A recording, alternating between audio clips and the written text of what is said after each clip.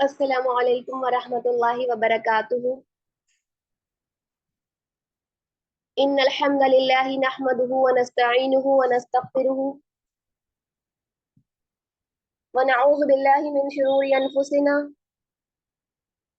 ومن سیئات اعمالنا من يهد الله فلا مضل له ولا هادي له واشهد ان لا اله الا الله وحده لا شريك له واشهد ان محمدا عبده ورسوله اما بعد۔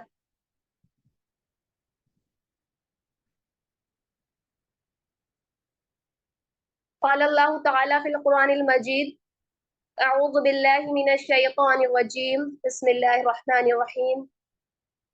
کنت خیر امت اخرجت للناس تأمرون بالمعروف وتنہون عن المنکر وتؤمنون باللہ۔ رب اشرح لي صدری ویسر لي امری واحلل عقدۃ من لسانی یفقهوا قولی۔ اللہم رب زدنی علما، اللہم رب زدنی علما، رب یسر ولا تعسر وتمم بالخیر وبک نستعین۔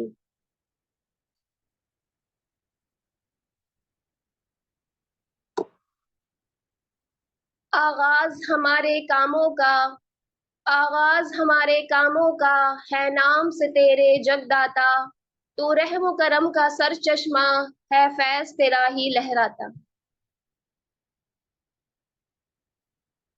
قابل احترام چیف گیسٹ محترمہ سائمہ باجی صاحبہ، آج کی اسپیکر روحی خانم اور راہ حق کی میری عزیز ساتھیوں، السلام علیکم ورحمۃ اللہ وبرکاتہ۔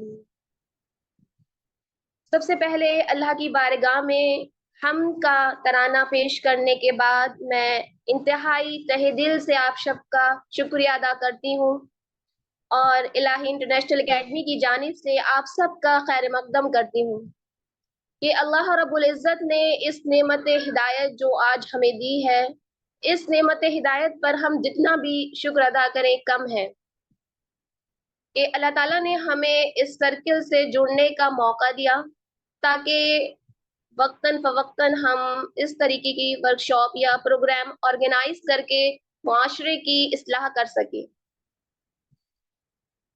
جیسا کہ آپ سب کو معلوم ہے کہ آج ہماری ورکشاپ کا لاسٹ ڈے ہے۔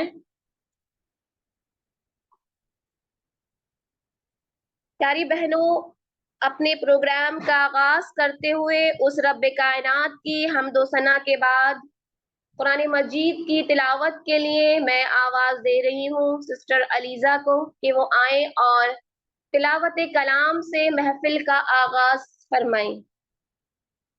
سناؤ نغمہ قرآن کہ ہم بیدار ہو جائیں، سناؤ نغمہ قرآن کہ ہم بیدار ہو جائیں، اندھیروں سے نکل کر صاحب انوار ہو جائیں۔ سسٹر علیزہ۔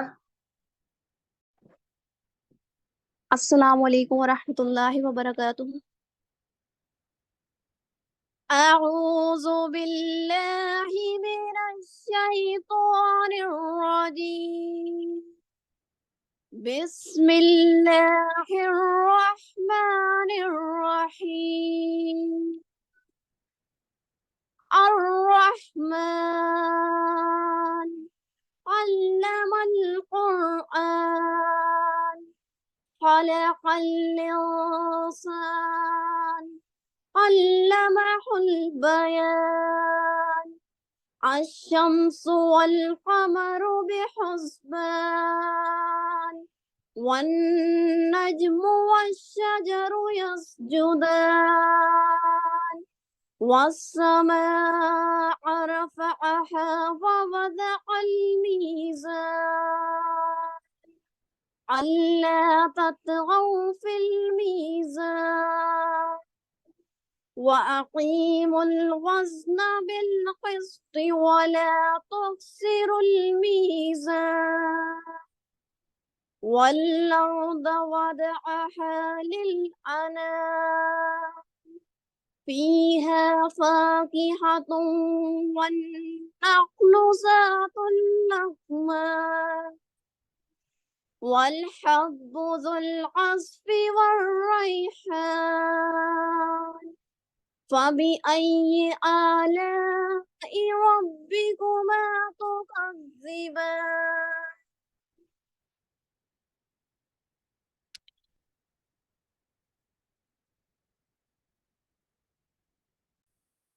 ماشاءاللہ. اب قرآن کریم کی تلاوت کے بعد میں نظم کے لیے آواز دے رہی ہوں سسٹر منورہ عاصم کو کہ وہ آئیں اور پیش کریں اپنی نظم. سسٹر منورہ عاصم. السلام علیکم ورحمۃ اللہ وبرکاتہ. میرا دل بدل دے، میرا دل بدل دے، میرا دل بدل دے، میرا دل بدل دے، میرا غفلت میں ڈوبا دل بدل دے، میرا غفلت میں ڈوبا دل بدل دے، ہوا و حرص والا دل بدل دے، میرا غفلت میں ڈوبا دل بدل دے، خدایا فضل فرما دل بدل دے،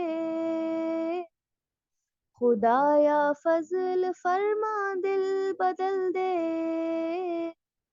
بدل دے دل کی دنیا دل بدل دے، میرا غفلت میں ڈوبا دل بدل دے،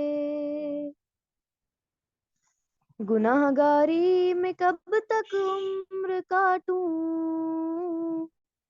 گناہ گاری میں کب تک عمر کاٹوں، بدل دے میرا رستہ دل بدل دے، میرا غفلت میں ڈوبا دل بدل دے، سنوں میں نام تیرا دھڑکنوں میں، سنوں میں نام تیرا دھڑکنوں میں، مزہ آ جائے مولا دل بدل دے، میرا غفلت میں ڈوبا دل بدل دے، ہٹا لوں آنکھ اپنی ماں سوا سے، ہٹا لوں آنکھ اپنی ماں سوا سے، جیوں میں تیری خاطر دل بدل دے، میرا غفلت میں ڈوبا دل بدل دے، کروں قربان اپنی ساری خوشیاں، کروں قربان اپنی ساری خوشیاں، تو اپنا غم عطا کر دل بدل دے، سہل فرما مسلسل یاد اپنی، سہل فرما مسلسل یاد اپنی، خدایا رحم فرما دل بدل دے، میرا غفلت میں ڈوبا دل بدل دے، میرا دل بدل دے، میرا دل بدل دے، میرا دل بدل دے، پڑا ہوں تیرے در پر دل شکستہ، پڑا ہوں تیرے در پر دل شکستہ، رہوں کیوں دل شکستہ دل بدل دے، میرا غفلت میں ڈوبا دل بدل دے، تیرا ہو جاؤں اتنی آرزو ہے، تیرا ہو جاؤں اتنی آرزو ہے، بس اتنی ہے تمنا دل بدل دے، میری فریاد سن لے میرے مولا، میری فریاد سن لے میرے مولا،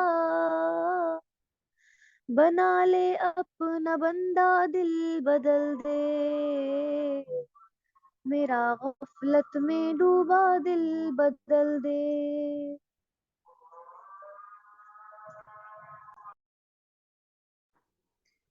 जज़ाकिल्लाह।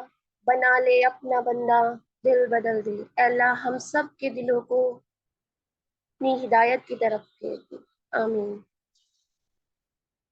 अब हम अपनी मेन स्पीच की तरफ आते हैं। जैसा कि आप सब जानती हैं, आज की जो हमारी टॉपिक है स्पीच का, हज़रत सफिया रज़ियल्लाहु अन्हा, हज़रत मैमूना रज़ियल्लाहु अन्हा, जिसके लिए मैं दावत दे रही हूँ अपनी यंगर सिस्टर रूही खानम को कि वो आए और हमारे सामने इस मौजू पर रोशनी डालें। इशरत के आसमां पर तुम चांद बन के चमको, इशरत के आसमां पर तुम चांद बन कर चमको, जिस बाग में भी जाओ फूल बन के महको।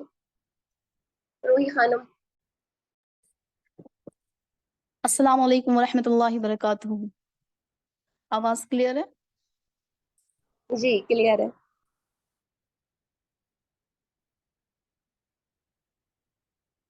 जैसा कि हम सब जानते हैं, आज सेशन का लास्ट डे है और मैं अपनी उम्महातुल मोमिनीन में से अपनी दो माओं की हालात ज़िंदगी का तज़किरा, उनकी ज़िंदगी के मेन पॉइंट्स जो हैं आपके सामने रखूंगी, ताकि हम उनकी ज़िंदगी से कुछ सबक हासिल करें, क्योंकि वो हमारी उम्महातुल मोमिनीन, हमारी माएँ जो हैं वो हमारे लिए रोल मॉडल हैं। और इनके हवाले से भी कुरान में बहुत जगह अल्लाह पाक ने तज़किरा किया है। क़ाला अज़्ज़ा वजल फ़िल क़ुरआनिल मजीद, अऊज़ु बिल्लाहि मिनश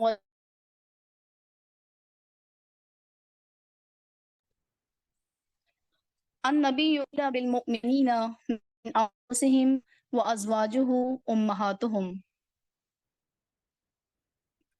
अम्मा बाद, तमाम तारीफ अल्लाह के लिए ज़ेबा है। दुरूद व सलाम हो हमारी आखिरी नबी सल्लल्लाहु अलैहि वसल्लम पर। देखिए, हज़रत सफिया के ताल्लुक से चंद बातें मैं आपके सामने रखूंगी और मुख्तसरन उनकी ज़िंदगी के हालात के बारे में बताऊंगी, ताकि देखिए उनकी ज़िंदगी के जो मेन पॉइंट्स हैं हम उनको अपनी ज़िंदगी में उतारें और उनको अमल में लाएं। और सिर्फ हम नहीं जो हम सुन रहे हैं, बल्कि अपने आसपास जो हमारे लिंक में हैं, जितनी ख्वातीन हैं, बच्चे हैं, अपनी अज़वाज मुतहरात की छोटी छोटी कहानियां हम उनको सुनाएं। उनकी जो जिंदगी के वाकयात हैं कहानी के तौर पर मतलब लेकर बैठें, ताकि हमारे बच्चे, हमारी जो आने वाली नस्लें हैं, उनको हमारे असलाफ के बारे में, हमारे बुजुर्गान दीन के बारे में पता चले। और जो आजकल माशरे में जो खराबियां पैदा हो रही हैं, ताकि हमारे बच्चे इससे महफूज रहें। और इन अज़वाज की जिंदगी को पढ़कर हम अपने अंदर इस्लाह लाएं और ये जानें कि इनके अंदर क्या जज्बा था, किस जज्बे से उन्होंने दीन के लिए काम किया, कितनी मेहनत की, कितनी मुशक्कत की और कितनी तकलीफें उठाई, इनका क्या तकवा था, क्या परहेजगारी थी। तो हम भी और अपने घर के लोगों को जब हम जानेंगे नहीं इनके बारे में, तो हमें क्या पता चलेगा कि हमारी माएँ कैसी थी और हम अपने बच्चों को कैसी तरबियत करेंगे इनके बारे में। तो आइए मैं अपनी माओं में से एक माँ हजरत सफिया रज़ियल्लाहु तआला अन्हा के बारे में आपको मुख्तसरन बताने की कोशिश करूंगी। देखिए, सफिया बिनते हुयई बिनते अख्तब इनका नाम है और इनके वालिद जो थे वो एक यहूदी सरदार थे, जो कबीले बनु नजीर और कबीले कुरैजा के सरदार थे। और इनकी वालिदा भी चूंकि यहूदिया थी और एक सरदार की बेटी थी, और ये एक जो थी शहजादी थी। और नबी करीम सल्लल्लाहु अलैहि वसल्लम से पहले इनके दो निकाह हो चुके थे। यानी इनका पहला निकाह सलाम बिन मिशकम से हुआ, जो कि शायर थे। फिर किसी बात पर आपकी उनसे नहीं बनी तो तलाक हो गई। उसके बाद दूसरा निकाह आपका कनाना से हुआ, ये भी शायर थे लेकिन मुसलमान नहीं हुए थे, और ये जंग खैबर में मुसलमानों के खिलाफ जंग करते हुए इनका ये मारे गए। تو دیکھیے کہ حضرت صفیہ نبی کریم صلی اللہ علیہ وسلم کے نکاح میں آنے سے پہلے جو ہے 2 لوگوں سے آپ کی شادی ہو چکی تھی، یعنی آپ 2 کے نکاح میں آ چکی تھی. ایک بار آپ مطلقہ ہوئیں اور ایک بار آپ بیوہ ہوئیں. ہم دیکھتے ہیں کہ ہم نے دیکھیے سارے سیشن میں پڑھا کہ ہماری امہات المؤمنین ہیں، جتنی ہماری مائیں ہیں امت کی، تو آپ صلی اللہ علیہ وسلم کے جتنے بھی نکاح ہوئے یا تو زیادہ تر بیوہ تھی یا پھر مطلقہ. صرف ایک اماں عائشہ ہی ایسی تھی جو کہ کنواری تھی. اور حضرت صفیہ بھی جو تھی ایک بار مطلقہ اور بیوہ ہو چکی تھی. اور حضرت خدیجہ کے میں بھی ہم نے پڑھا کہ جو تھی مطلقہ اور بیوہ ہو چکی تھی. اور اب بہت سے لوگ اعتراض کرتے ہیں کہ ہمارے نبی نے 11 شادیاں کیوں کی. دیکھیے اس میں بھی اللہ نے بہت بڑی حکمت رکھی ہے. اور اگر آپ اپنی نفسانی خواہشات کی بنا پر نکاح کرتے، اتنی شادیاں کرتے، تو آپ کی زوجہ دیکھیے ہم دیکھتے ہیں تو اتنی زیادہ عمر رسیدہ ہیں، کتنی زیادہ عمر کی ہیں. ہم حضرت خدیجہ کو ہی لے لیجئے جو کہ تقریباً عمر میں نبی کریم صلی اللہ علیہ وسلم سے 15 سال بڑی ہیں. اور ہمیں معلوم ہے کہ جب تک حضرت خدیجہ آپ کی حیات میں رہی تو آپ نے کوئی دوسرا نکاح نہیں کیا. اور حضرت خدیجہ کتنے سال رہی آپ کے ساتھ؟ 24 یا 25 سال تقریباً ہمارے نبی کے ساتھ رہی. دیکھیے یعنی آپ نے 24 یا 25 سال ایک بیوہ اور ایک مطلقہ کے ساتھ اپنی زندگی گزاری ہے. تو یہ اشکال ہمارے نبی پر کرنا سراسر غلط ہے. جب ہمیں معلوم ہوگا تبھی ہم دوسروں کو بتا سکیں گے، دوسروں کا منہ پر جواب دے سکیں گے. جو انگلیاں ہماری طرف اٹھنے والی ہیں ہم اس انگلیوں کو توڑ دیں گے. اور ہمارے یہ تبھی ہوگا جب ہمیں اپنے دین سے رغبت ہوگی. حضرت صفیہ جو تھی وہ 2 بار، ایک بار مطلقہ ایک بار بیوہ ہو گئی تھی. اور ان کے بارے میں یہ ہے کہ ان کے نکاح کے پیچھے بھی ایک واقعہ ہے. واقعہ یہ ہے کہ انس بن مالک کہتے ہیں کہ نبی کریم صلی اللہ علیہ وسلم نے جنگ خیبر میں جب فتح حاصل کی تو قیدیوں کو ایک جگہ اکٹھا کیا اور یہ بھی ان قیدیوں میں آئیں. یعنی حضرت صفیہ جو تھی آپ صلی اللہ علیہ وسلم کے پاس ایک قیدی بنا کر لائی گئی. پہلے زمانے میں کیا ہوتا تھا کہ قیدیوں کو جو ہے وہ خرید لیا جاتا تھا اور انہیں آزاد کر دیا جاتا تھا. تو جب بہت سارے قیدی آئے تو دہیہ قلبی آئے نبی کریم صلی اللہ علیہ وسلم کے پاس اور کہا اے اللہ کے رسول مجھے یہ ایک باندی اور کنیز دے دیں. تو نبی صلی اللہ علیہ وسلم نے حضرت صفیہ رضی اللہ تعالیٰ عنہ کو انہیں دے دیا. اب مسئلہ یہ تھا کہ کچھ صحابہ آئے اللہ کے رسول کے پاس، کہا یہ جو خاتون آپ نے دی یہ اپنے قبیلے کی سر ہیں اور بہت ہی مشہور خاتون ہیں اور ایک شہزادی ہیں اور ایک سردار کی بیٹی ہیں. زیادہ بہتر ہوگا کہ آپ دہیہ قلبی سے انہیں واپس لے لیں اور خود اپنا لیں. تو آپ صلی اللہ علیہ وسلم نے کہا دہیہ قلبی سے کہ تم اسے واپس دے دو، اور تو انہوں نے انہیں واپس کر دیا. پھر دیکھیے کیا ہے کہ آپ صلی اللہ علیہ وسلم نے حضرت صفیہ پر کوئی دباؤ نہیں ڈالا، بلکہ آپ کے سامنے تجویز رکھی کہ اگر تم چاہو تو میں تمہیں آزاد کر دوں گا اور چاہو تو تم میرے نکاح میں آ سکتی ہو. دیکھیے ایک تو حضرت صفیہ دیکھیے کیا تھی، یہودی کی بیٹی تھی اور ان کے باپ اور شوہر جو تھے وہ مسلمانوں کے خلاف جنگ میں مارے گئے، یعنی وہ اسلام کے سخت دشمن تھے.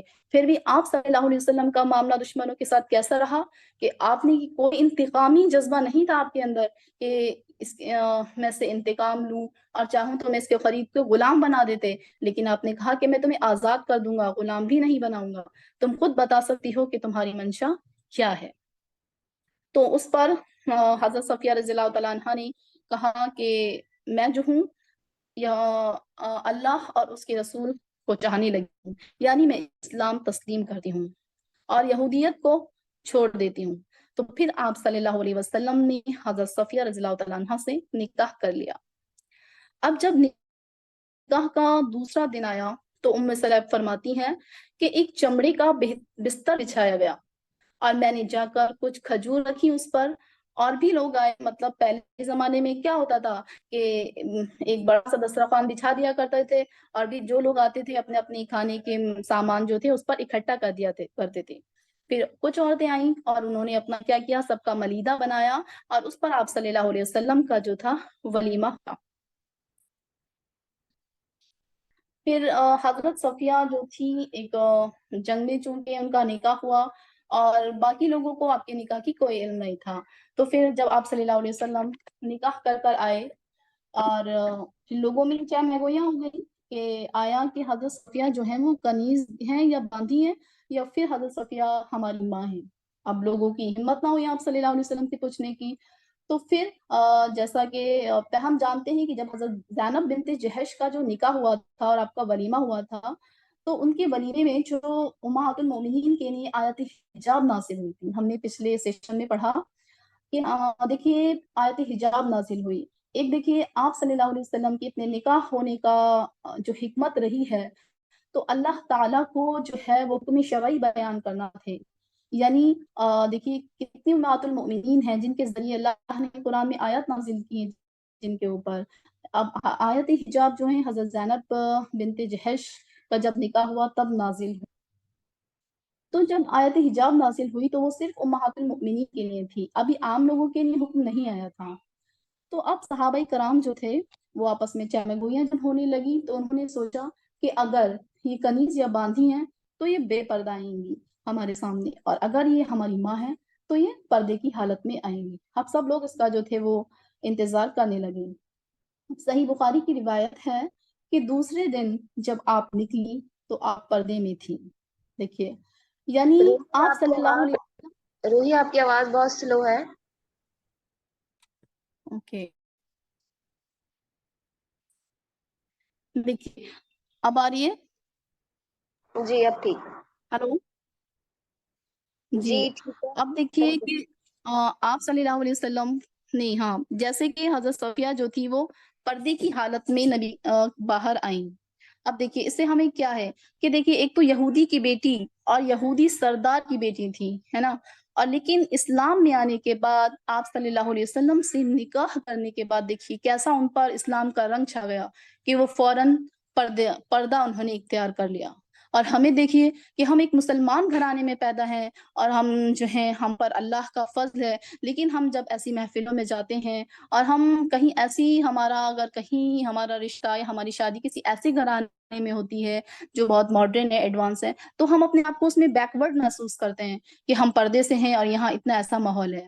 تو ہمیں ایسا کرنے کی کوئی ضرورت نہیں ہے، بلکہ ہمیں اپنی ماؤں کی زندگی سے، یہی تو مقصد تھا آپ صلی اللہ علیہ وسلم کے اتنے نکاح کا کہ اللہ تعالیٰ مسلمانوں کے لیے ایک ایک آپ کی زندگی کے ہر پہلو کو ہمارے سامنے عیاں کر دے، چاہے وہ معاشرتی پہلو ہو، چاہے وہ ازدواجی پہلو ہو۔ کیونکہ دیکھیے ایک بیوی جو ہوتی ہے نا وہ اپنے شوہر سے سب سے زیادہ قریب ہوتی ہے، اور بیوی ان کے ذریعے جو پتہ چلتا ہے وہ کوئی نہیں بتا سکتا، کیونکہ وہ ہر وقت اپنے شوہر کے ساتھ رہتی ہے، اس کی چال ڈھال اور اس کی رہن سہن کا طریقہ، یہ سب ہمیں کس سے پتہ چلا؟ ہماری ماؤں سے۔ تو دیکھیے انہوں نے اللہ کا رنگ ان پر چھا گیا، صبغۃ اللہ، قرآن کی آیت ہے نا، ومن احسن من اللہ صبغہ، اور اللہ کے رنگ سے زیادہ رنگ کون سا ان پر کون سا اچھا ہوگا بتائیے؟ یعنی یہ تھی ہماری ماں، اور یہ خود جو ہے اپنے تعلق سے یہ بیان کرتی ہیں کہ ایک مرتبہ انہوں نے خواب میں دیکھا کہ جب آپ صلی اللہ علیہ وسلم کا ان سے نکاح ہوا تو آسمان سے سورج نکل کر ان کے آنگن میں آ گیا۔ دیکھیے اور بھی امہات المؤمنین کا ہم نے سنا، اور جب ان کا آپ سے نکاح ہوا کچھ کو اللہ تعالیٰ نے خواب کے ذریعے بتایا، کچھ کو بشارت دی۔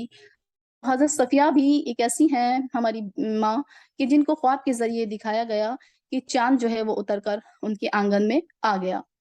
تو وہ بتاتی ہیں کہ میں نے اپنے والد کو یہ بتایا تو انہوں نے مجھے اتنی زور سے ایک تماچا مارا۔ دیکھیے مطلب پہلے ہی سے حضرت صفیہ کیا تھی؟ بہت بے باک اور جرت والی تھی، چاہے تو وہ اپنی والد سے اور یہودیاں تھی، چاہے تو وہ چھپا سکتی تھی، لیکن انہوں نے کچھ نہیں چھپایا۔ تو ان کے والد نے ایک ایسا تماچا مارا اور کہا کہ تو اتنے بڑے بڑے خواب دیکھتی ہے اور تو چاہتی ہے کہ تیری بادشاہوں سے تیری شادی ہو اور تو بادشاہ کے گھر جائے اور ان کی رفیق حیات بنے۔ تو حضرت صفیہ کہتی ہیں جب میرا نکاح جو تھا نبی صلی اللہ علیہ وسلم سے ہوا تو اس وقت میرے گال پر وہ نشان تھا۔ تو آپ نے پوچھا کہ صفیہ یہ نشان کیسا ہے؟ تو پھر میں نے بتایا، پورا واقعہ بتایا کہ ایسے ایسے میں نے خواب دیکھا تھا اور یہ میرے والد نے جو تھا میرے تماچا مارا۔ اور ایک روایت میں آتا ہے کہ انہوں نے ایک مرتبہ یہ خواب دیکھا کہ چاند اتر کے ان کے آنگن میں آ گیا۔ تو ان کے شوہر نے ان کو ایک ایسا مارا کہ ان کی آنکھ میں جا لگا، جن کی وجہ سے اس کی آنکھ جو تھی وہ ایک دم نیلی ہو گئی اور ایک نشان سا پڑ گیا۔ پھر اللہ کے رسول نے ان سے پوچھا کہ صفیہ تمہاری آنکھ میں نشان کیسا ہے؟ تو انہوں نے فرمایا میں نے جب اپنا خواب اپنے شوہر کو بتایا تو اس نے مجھے اس قدر مارا کہ ایسا مارا کہ میری جو تھا وہ آنکھ میں جو ہے وہ بہت زیادہ نیل پڑ گیا۔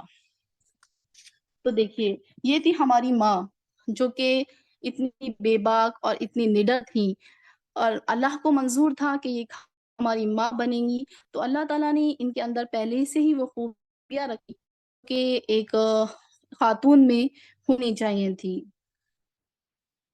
اور اس کے بعد دیکھیے جب حضرت صفیہ جو ہے جنگ میں جب آپ کا نکاح ہوا، اور پھر آپ جنگ میں پہلے زمانے میں کیا ہوتا تھا کہ خیمے وغیرہ گاڑے جاتے تھے، وہیں پر مقیم ہوتے تھے۔ اب چونکہ حضرت کا نکاح ہی جو ہے وہ اس میں ہوا، جنگ میں ہوا تھا، تو پھر آپ صلی اللہ علیہ وسلم جو تھے حضرت صفیہ کو لے کر ایک خیمے میں گئے۔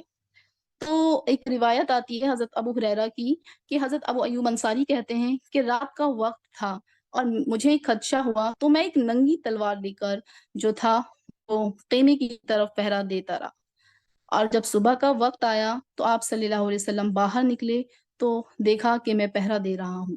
جب انہوں نے دیکھا کہ ابو ایوب انصاری پہرا دے رہے ہیں تو آپ نے انہیں بلایا کہ ابو ایوب انصاری کیا بات ہے، تم نے رات بھر میرا پہرا اور تلوار لیے میرے خیمے کے آگے پیچھے کیوں گھوم رہے ہو؟ تو انہوں نے کہا کہ اے اللہ کے رسول مجھے رات بھر یہ خطرہ تھا، کیونکہ یہ ایک یہودیہ کی بیٹی ایک سردار کی بیٹی تھی، میرے دل میں یہ ایک خطرہ پیدا ہوا کہ کہیں آپ سے بدلہ لینے کے لیے تو اس نے آپ سے نکاح نہیں کر لیا۔ تو دیکھیے تو یہ سن کر آپ صلی اللہ علیہ وسلم ہنس پڑے۔ دیکھیے یہ تھی ایک آپ صلی اللہ علیہ وسلم سے صحابہ کی شدید محبت، کہ وہ دیکھیے کیسے انہوں نے پوری رات بھر نگہبانی کی اور پھر آپ صلی اللہ علیہ وسلم ایک دم مسکرا دیے۔ تو ضرورت ہے کہ ہمیں اپنے تعلقات میں استوار کریں، اور آپس میں باہمی محبت اور کا ہم تقاضا ہے کہ ہم جو ہیں اپنے اسلاف میں جو ہم نے محبت دیکھی ہے وہ ہم اپنے اندر پیدا کریں، اور پھر جو ہے یہی محبت اسی سے ہمارے خاندانوں میں یہ محبت پیدا ہوگی۔ اور حضرت صفیہ کے کیونکہ ایک یہودیاں تھیں حضرت صفیہ، اور یہ جو تھی بہت زیادہ اچھا کھانا بنایا کرتی تھی۔ ان کی فضائل میں ایک یہ واقعہ ہے کہ نبی کریم صلی اللہ علیہ وسلم کہتے ہیں کہ حضرت عائشہ کے گھر میں تھے، تو صفیہ نے جو تھا وہ کھانا بنا کر بیچا، کیونکہ یہودی جو ہیں خود ہی بہت خوبصورتی میں بھی مشہور ہوتے ہیں تھے، اور کھانا بنانا یہ سب جو تھا ان میں ایک پیدائشی صفات ہوتی تھیں۔ تو حضرت صفیہ ایک یہودی سردار کی بیٹی تھی، بہت اچھا کھانا بناتی تھی۔ پھر کیا تھا کہ حضرت عائشہ ایک دن انہوں نے آپ کے لیے کھانا بنا کر بیچا، تو حضرت عائشہ کو نا ایک دم غصہ آیا، وہی ایک دم سوتن والی بات، ایک دو لوگ ایک ہی کی سوتن ہو، اور پھر کوئی اچھی ہو، کوئی دکھنے میں بھی اچھی ہو، تو اس سے ایک نیچرلی جیلس فیل ہوتا ہے۔ اور جب وہ کھانا بہت اچھا بناتی تھی، اور ہم جانتے ہیں کہ ہمارے گھر کے مرد ہیں مطلب اپنے گھر کو خوش رکھنے کے لیے اگر کسی کو گھر میں خوش رکھنا ہو تو اس کو اچھا کھانا کھلایا جائے تو بہت خوش ہوتے ہیں۔ تو حضرت عائشہ کے دل میں یہ آیا کہ اتنا اچھا کھانا بنا کر بھیج رہی ہے تو آپ اس سے بہت زیادہ خوش ہو جائیں گے۔ تو حضرت عائشہ کی دیکھیے یہاں پر ذہانت دیکھیے انہوں نے کیا کیا، انہوں نے جو غلام کھانا لے کر آیا تھا نا، تو حضرت عائشہ نے کیا کیا، تو پلیٹ کو اتنی زور سے ایسی جھٹکا کھانا لیتے وقت کہ اس کو وہیں گر گئی، یعنی انہوں نے جان بوجھ کر پلیٹ گرا دی کہ جب کھانا ہی نہیں ہوگا، آپ کھائیں گے ہی نہیں، تو آپ سے اس کی قربت بھی نہیں بڑھے گی اور آپ اس کی تعریف بھی نہیں کریں گے، یہ ایک ویسی بات ہے۔ تو اب پلیٹ جو تھی وہ ٹوٹ گئی۔ اب نبی کریم صلی اللہ علیہ وسلم گھر میں تھے، آپ سب واقعہ دیکھ رہے تھے، لیکن آپ نے کچھ نہیں کہا، آپ جو تھے مسکرا رہے تھے۔ اب دیکھیے یہ تھی آپ صلی اللہ علیہ وسلم کا اخلاق، کیونکہ دیکھیے خاندانوں کی محبت میں مردوں کا بھی بڑا کردار رہا ہے، اور آج کل کے جیسے کوئی مرد ہوگا اب وہ دیکھ لے گا کہ کتنا چلائے گا کہ تم نے پلیٹ بھی توڑ دی اور اس نے اتنے اسے کھانا بھیجا تھا، تمہیں ایسا نہیں کرنا چاہیے تھا، ڈانٹ ڈپٹ، یہ تو ایک عام بات ہے۔ لیکن آپ نے کوئی ان سے جو تھا وہ غصے کا اظہار نہیں کیا، بلکہ بہت مسکرائے، اور ان کی یہ جلن کو محسوس کر رہے تھے۔ اور آپ نے کہا جب ان کا تھوڑا غصہ ٹھنڈا ہو گیا نا عائشہ رضی اللہ تعالیٰ عنہا کا، تو آپ نے کہا عائشہ اپنی بہن کو برتن تو واپس کر دینا، یعنی ان کے برتن تو جو تم نے توڑ دیے، اب آپ انہیں کیا پتا کہ آپ صلی اللہ علیہ وسلم سب دیکھ رہے ہیں، انہوں نے کہا کہ برتن بھجوا دینا اس کے، تو بہت عائشہ جو تھی اب ایک دم خاموش ہو گئی۔ تو دیکھیے یہ تھا آپ صلی اللہ علیہ وسلم کا اخلاق، کہ کیسے آپ نے اتنی زوجہ آپ کی اتنی ایک ساتھ رہتی تھی، لیکن آپ کبھی کسی کے ساتھ غصہ نہیں کبھی کرتے، بلکہ اگر کوئی ایک کرتا بھی تو آپ دوسرے کو اتنے پیار سے سمجھاتے کہ باہمی ہم نے اتنے واقعات پڑھے ہیں کہ ایک بہن کی طرح جو تھی ہماری مائیں جو تھی وہ رہتی تھیں۔ اب ان کے فضائل میں دیکھیے حضرت صفیہ چونکہ ایک ہر حدیث سے ان کے ہر واقعے سے ہمیں کوئی نہ کوئی پوائنٹ ملتا ہے، تاکہ یہی پوائنٹس جو ہیں وہ ہماری معاشرتی زندگی میں ہمارے لیے کام آئیں گے۔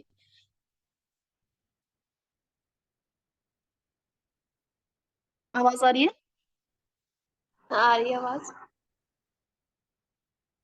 تو دیکھیے کہ ان کے فضائل میں ایک یہ بات آتی ہے کہ ترمذی کی روایت ہے کہ ایک مرتبہ جو تھا حضرت صفیہ رضی اللہ تعالیٰ عنہ، جنہیں ہم جانتے ہیں کہ جو مزاج میں بہت تیز تھی، ظاہر سی بات ہے وہ حضرت عمر کی بیٹی ہیں، باپ کا اثر تو آتا ہی ہے، تو وہ غصے کی بہت تیز تھی، تو ان کی والد کی صفت ان کے اندر بخوبی تھی، تو ان کے ساتھ کچھ مسئلہ ہوا تو انہوں نے ایک دم روانی میں کہہ دیا، اے یہودی کی بچی۔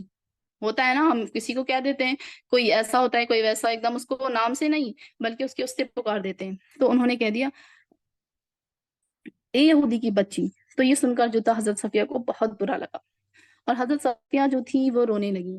جب وہ رونے لگی تو نبی کریم صلی اللہ علیہ وسلم ان کے پاس آئے اور کہا کہ صفیہ کیا بات ہے، تم اتنا کیوں رو رہی ہو؟ تو انہوں نے کہا کہ حضرت حفصہ نے مجھے ایسے ایسے کہا ہے، تو فرمایا نہیں، رونے کی ضرورت نہیں ہے۔ تو چونکہ حضرت صفیہ جو تھی اب بولی اب تو میں مسلمان ہو چکی ہوں نا، جو جس نے کیا اس نے کیا، میرے باپ یہودی، میرا شوہر یہودی تھا، وہ تو پہلے کی بات تھی۔ تو آپ صلی اللہ علیہ وسلم نے کہا ہاں بات تو تمہاری ٹھیک ہے، لیکن وہی بات ہے کہ ایک طرح کا تانا زنی ہے، یہ سرکسٹک ایک کامنٹس بول سکتے ہیں ہم اسے، کہ جس کو کوئی ایسا لفظ آدمی کو تھوڑا چبھتا ہے۔ تو پھر آپ صلی اللہ علیہ وسلم نے کہا تم کیوں اس سے رو رہی ہو، تم اس کو جواب دو کہ تم جو ایک نبی کی بیٹی ہو، کیونکہ حضرت صفیہ جو تھی وہ ان کا نسب جو کس سے تھا، حضرت ہارون علیہ السلام سے ملتا ہے، یعنی تم اسے منہ توڑ جواب دیا ہوتا تم نے صفیہ کو کہ میں تو ایک نبی کی بیٹی ہوں، اور جب ظاہر سی بات ہے ہارون علیہ السلام کی بیٹی ہیں تو حضرت موسیٰ علیہ السلام کی بھتیجی ہوں اور ایک نبی کی بیوی ہوں، تم میرے سے کیا بات کرتی ہو؟ تو دیکھیے یہ تھا آپ صلی اللہ علیہ وسلم اتنی حوصلہ افزائی کی کہ دیکھو آپس میں ایسے نہیں کرتے ہیں، بلکہ ہم کیوں کسی سے کم رہیں، تم بھی جواب دو۔ تو یہ بھی ایک انہوں نے ریٹائلیشن میں ان کو ایک یہ جواب دیا۔ پھر اس کے بعد حضرت حفصہ کے پاس گئے اللہ کے رسول کہ حفصہ تمہیں ایسا نہیں کرنا چاہیے تھا، اللہ سے ڈرو۔ پھر اس کے بعد جو تھی حضرت صفیہ رضی اللہ تعالیٰ عنہ نے توبہ کی۔ تو دیکھیے کیا تھا آپ کا مزاج گرامی، کیسے کیسے اپنے آپ نے ازواج مطہرات کی وقتاً فوقتاً تربیت کرتے گئے، کس لیے کہ آج ہم ان کی زندگی کے واقعات سے سیکھیں اور اس سے ہم سبق حاصل کریں۔ حضرت صفیہ جو تھی ایک بہت زیادہ سچی خاتون تھی۔ دیکھیے ہمیں کسی کو برے لقب سے نہیں پکارنا چاہیے، جیسے انہوں نے کہہ دیا کہ ایک یہودی کی بچی ہے نا، تو دیکھیے قرآن میں بھی ہے وَلَا تَنَابَزُوا بِالْأَلْقَابِ کہ کسی کو برے لقب سے نہ پکارو۔ تو یہی تو حکمت تھی کہ آپ صلی اللہ علیہ وسلم کے اتنے نکاح اللہ تعالیٰ نے کیے، تاکہ آپ کی ازواجی زندگی، آپ کی جو زندگی کے ہر پہلو ہمارے سامنے آ جائے۔ کتنی چھوٹی سی بات ہے، کامن سی بات ہے، ہم تو ایسے ہی بول دیتے ہیں، دن میں ہزاروں بار کسی کو بول دیا، کسی کو کچھ بول دیا، کسی کو کچھ بول دیا۔ تو دیکھیے کتنی بڑی وعید قرآن میں خود ہے۔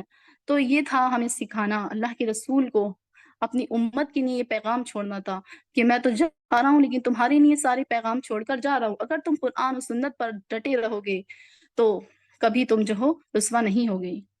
جیسا کہ ہم نے پڑھا، ہم کہتے ہیں کہ کسی نے حضرت عائشہ سے پوچھا کہ آپ صلی اللہ علیہ وسلم کیسے تھے، تو انہوں نے فرمایا کہ تم نے قرآن نہیں پڑھا، وہ تو چلتا پھرتا قرآن تھے۔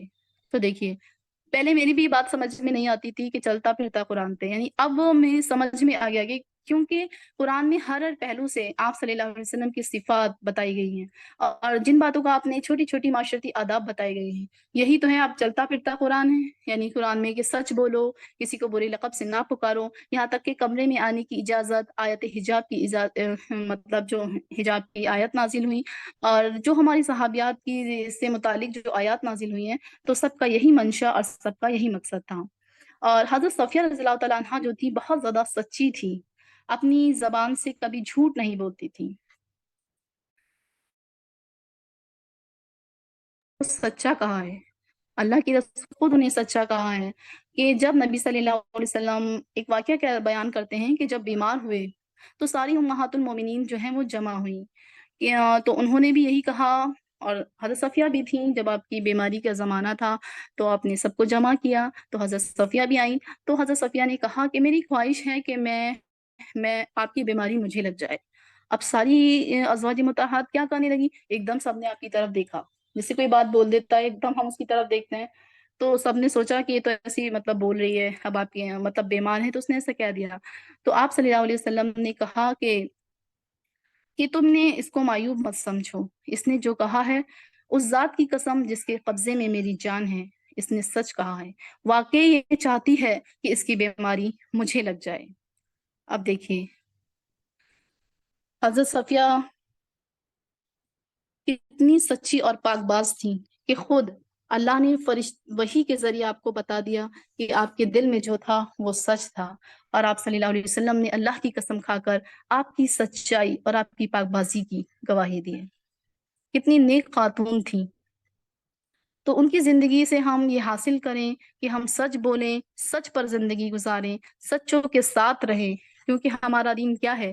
ہمارا دین خود ایک سچ ہے، اسلام سچ ہے نا۔ اور دیکھیے اگر ہم اس میں جائیں گے ڈیٹیلز میں تو ان کی زندگی میں بہت سارے واقعات ہیں، ہر واقعہ ہمارے لیے کوئی نہ کوئی سبق چھوڑتا ہے، اس میں ہمارے لیے کوئی نہ کوئی لیسن ہے، لیکن جو مین پوائنٹس ہیں وہی میں آپ کے سامنے رکھ رہی ہوں۔ اور ایک واقعہ ہے کہ ایک مرتبہ جو تھا حضرت عائشہ رضی اللہ تعالیٰ عنہ، جو کہ وہ بھی حضرت عائشہ چونکہ بہت خوبصورت تھی، اور حضرت صفیہ بھی ایک یہودیہ تھی، بہت زیادہ خوبصورتی میں جو تھی مشہور تھی۔ نبی کریم صلی اللہ علیہ وسلم اکثر حضرت صفیہ کے پاس جو تھے آیا جایا کرتے تھے، کیونکہ دیکھنے دکھانے میں بھی خوبصورت تھی، عائشہ بھی تھی، اس میں بھی کوئی ڈاؤٹ نہیں ہے، لیکن یہ ایک ہوتا ہے نا، ایک یہودی تھی، اتنی خوبصورت تھیں، اور نسلاً وہ اپنی یہودی تو اپنی کمیونٹی کو جو ہے باقی رکھتے ہیں، اور حضرت عائشہ کو ان سے بہت غیرت آتی تھی، کیونکہ وہ ان کے برابر، مطلب ایسا انہیں محسوس ہوتا تھا کہ یہ میرے جیسی ہے، مطلب خوبصورتی میں بھی اچھی ہے اور اتنی کم سن بھی ہے، تو وہ مقابلتاً اکثر ایسا رہتا تھا۔ تو انہوں نے ایک دم اشارتاً کہہ دیا، حضرت عائشہ نے حضرت صفیہ کو، کہ ایسی ایسی ہے، مطلب ہاتھ کے اشارے سے کہہ دیا۔ اب چونکہ ہاتھ کے اشارے سے کیا کہا، کیونکہ حضرت صفیہ جو تھی وہ پست قد تھی، مطلب تھوڑی ان کا قد کم تھا، مطلب اپنی گردن سے ہلا کے ایسے ایسے کہہ دیا کہ ایسی ایسی ہے۔ تو آپ صلی اللہ علیہ وسلم نے جب یہ سنا تو آپ صلی اللہ علیہ وسلم کو بہت زیادہ غصہ آیا، اور آپ ناراض ہو گئے، اور آپ نے کہا کہ عائشہ تم نے ایسی بات کہی ہے، اگر اس بات کو سمندر میں کے پانی میں ملا دیا جائے تو سمندر کا پانی جو ہے وہ سارا کڑوا ہو جائے گا۔ دیکھیے بس کتنی چھوٹی سی بات ہے، ایسے ایسے اشارے سے ہی کہا تھا، اور ہم لوگ کتنی کمیاں نکالتے ہیں کہ ایسی ہے، موٹی ہے، اس کی آنکھیں ایسی ہیں، اور پست قد ہے، سب ہزاروں کمیاں نکال دیتے ہیں۔ تو یہ کیا ہے، آپ صلی اللہ علیہ وسلم نے کتنی اس سے انہیں سمجھایا، تو پھر حضرت عائشہ رضی اللہ تعالیٰ عنہا نے کیا کیا، توبہ کی، اور پھر کہا کہ آئندہ ایسا وہ نہیں کریں گے۔ پھر جو تھی حضرت صفیہ رضی اللہ تعالیٰ عنہا، ایک منٹ،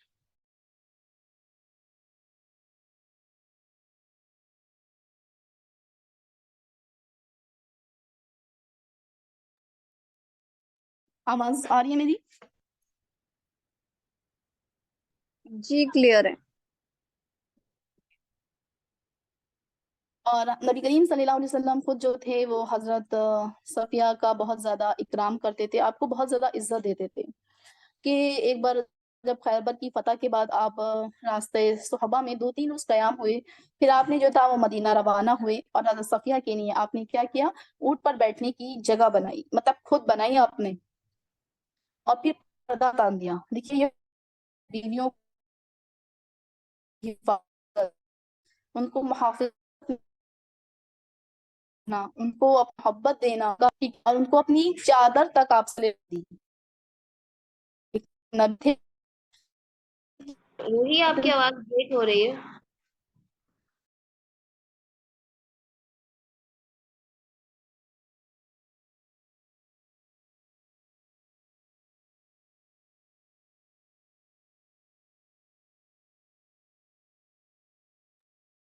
آواز نہیں آ رہی ہے آپ کی۔ اوکے.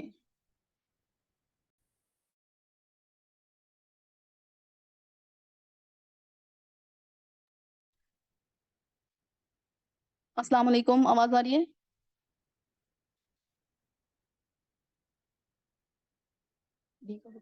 ہیلو، السلام علیکم. جی آ رہی ہے. جہاں بھی کہیں اگر آواز کا ایشو ہو تو آپ پلیز بتا دیں.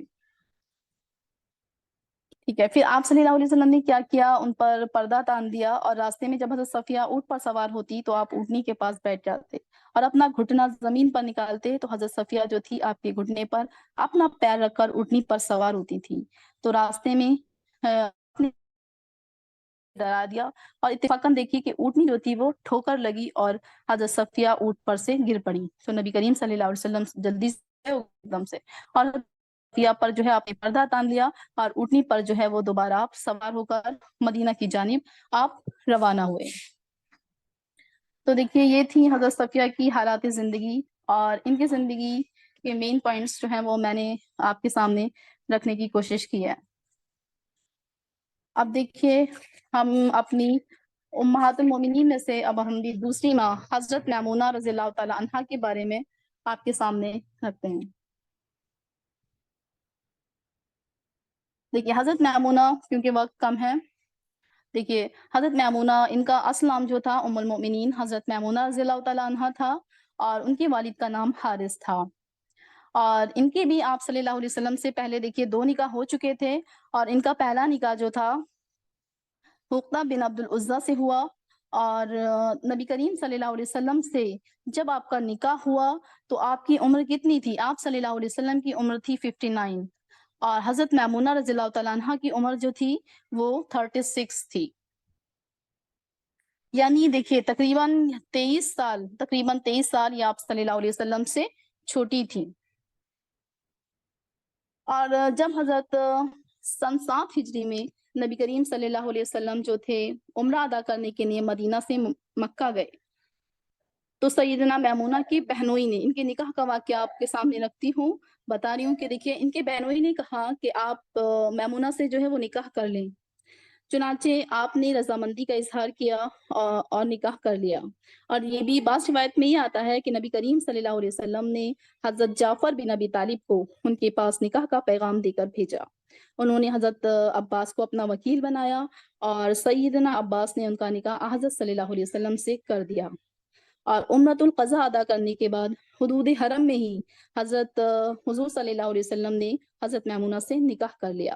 نکاح کے وقت جو تھے آپ احرام اتار چکے تھے، اور آپ کا نکاح جو تھا 500 درہم آپ کا مہر مقرر ہوا. اور جب آپ عمرے سے فارغ ہو کر مدینہ کی طرف لوٹے تو مقام صرف جو مدینہ کے راستے میں مکہ سے تقریباً 10 میل کے واقعے پر ہے، آپ نے وہاں قیام کیا. اور نبی کریم صلی اللہ علیہ وسلم کے غلام حضرت ابو رافع جو تھے سیدنا میمونہ کو لے کر مقام صرف پہنچے. تو یہ تھا آپ صلی اللہ علیہ وسلم سے حضرت میمونہ کا نکاح کا واقعہ. حضرت میمونہ دیکھیے آپ صلی اللہ علیہ وسلم کی آخری بیوی تھی، اور ان سے نکاح کے بعد اللہ کے رسول نے اپنی وفات تک کوئی نکاح نہیں کیا. اور یہ بہت حضرت عائشہ ان کے بارے میں کہتی ہیں کہ یہ بہت خدا ترس خاتون اور بہت زیادہ متقی تھیں. اور حضرت عائشہ کہتی ہیں کہ حضرت میمونہ جو تھی ہم سب میں سب سے زیادہ خدا سے ڈرنے والی اور سب سے زیادہ صلہ رحمی کا خیال رکھنے والی تھی. دیکھیے ایک کہنے کو ایک سوتن ہے حضرت عائشہ، لیکن وہ بھی کتنی اپنی ایک سوتن کی کتنی اچھی تعریف کر رہی ہیں کہ دیکھیے ہم میں سب سے زیادہ، تو سوچئے کتنی پاک باز اور کتنی متقی خاتون ہوں گی وہ. اور حضرت میمونہ جو تھی ان سے بہت ساری احادیث جو ہیں وہ مروی ہیں، اور تقریباً 46 حدیث کی ان سے، اور ایک قول کے مطابق 76 احادیث جو ہیں وہ ان سے مروی ہیں. چلیے آئیے ان کی زندگی کے مختصراً کچھ حالات جاننے کی کوشش کرتے ہیں. دیکھیے حضرت میمونہ جو تھی وہ جو تھی ایک ان کی کوالٹی تھی کہ جو ادائیگی قرض میں جو تھی بہت زیادہ جلدی کرتی تھی. دیکھیے ہم کسی سے قرض لیتے ہیں تو ہم کیا کرتے ہیں، قرض لے کر جو ہے وہ بھول جاتے ہیں، اکثر کہ اگر ملے گا تو دے دیں گے، ہے نا، ایسا ہوتا ہے کہ ہمارے پاس پیسہ ہوگا تو دے دیں گے، اب تو لیں۔ لیکن حضرت میمونہ کی کیا عادت تھی کہ کبھی کبھی جو قرض لیتی تھی تو فوراً ادا کر دیتی تھی۔ ایک مرتبہ کیا ہوا، انہوں نے جو تھی بہت زیادہ رقم لے لی قرض کی، تو کسی نے پوچھا کہ آپ اس کو کس طرح ادا کریں گی؟ تو آپ نے فرمایا کہ نبی کریم صلی اللہ علیہ وسلم کا ارشاد ہے، جو شخص ادا کرنے کی نیت رکھتا ہے تو خدا اس کا قرض خود ادا کر دیتا ہے۔ دیکھیے کتنی بڑی انہوں نے بات کہہ دی کہ یعنی اس کا مطلب ہے یہی ہوا انما الاعمال بالنیات، یعنی اعمال کا دار و مدار کیا ہے؟ نیت پر ہے۔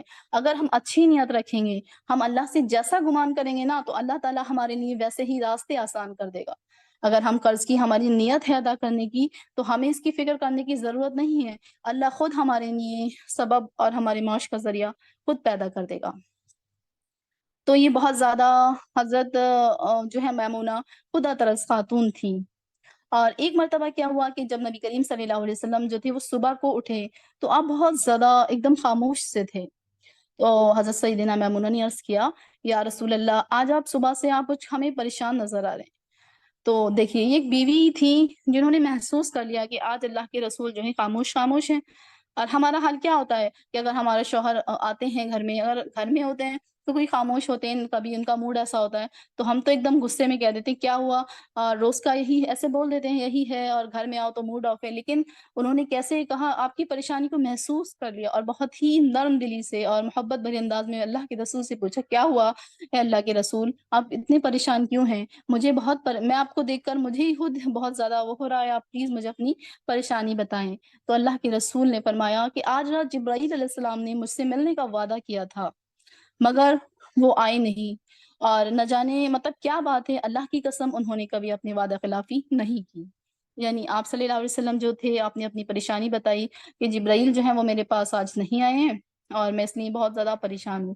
تو دیکھیے ان کی حضرت میمونہ جو تھی، حضرت میمونہ کو ایک دم خیال آیا کہ یکایک آپ نے ایک کتے کے بچے کا خیال آیا کہ جو پلنگ کے نیچے آ کر بیٹھ گیا تھا۔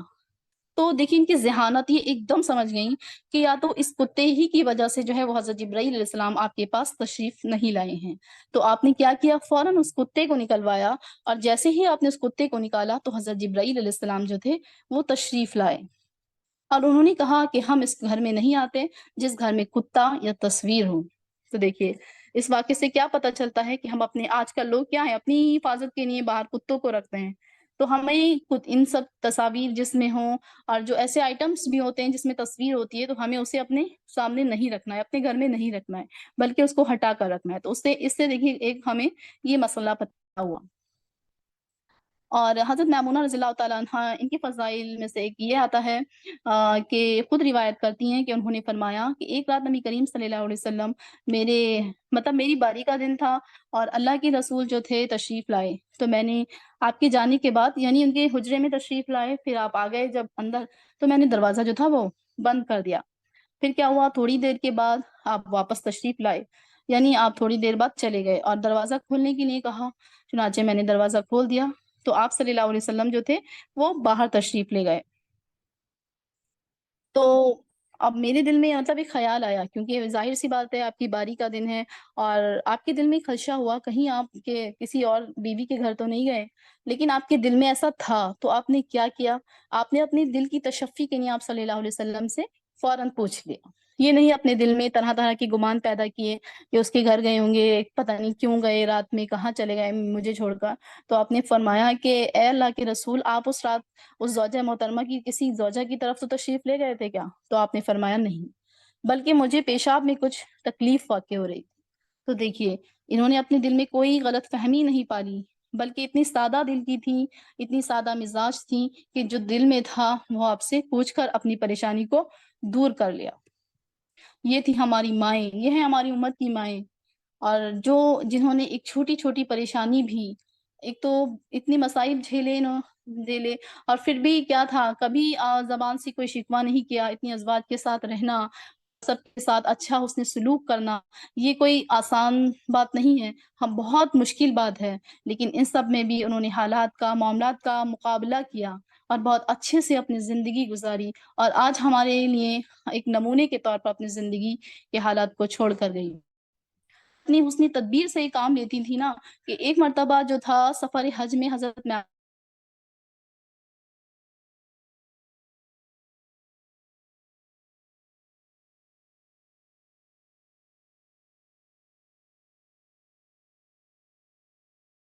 روحی آپ کی آواز پھر سے چلی گئی ہے.